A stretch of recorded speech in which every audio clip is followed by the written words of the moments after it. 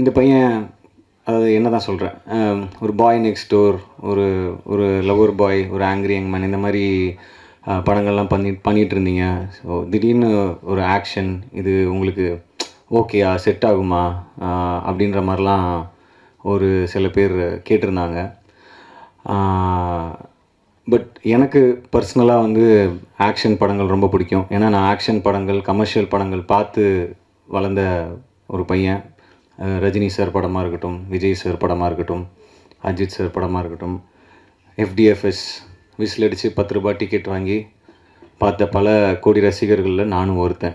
So but அதுக்கான கரெக்டான டைமும் கரெக்டான ஸ்கிரிப்டும் வந்தால் மட்டும்தான் அது தொடணும் அப்படின்றது வந்து ஒரு மைண்ட் செட்டாக இருந்தது.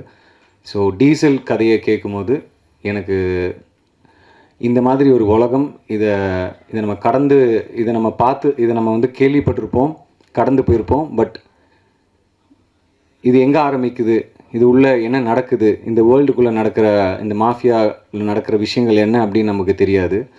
ஸோ க்ரூட் ஆயில் அப்படின்றது கருப்பு தங்கம் அப்படின்னு சொல்கிறாங்க.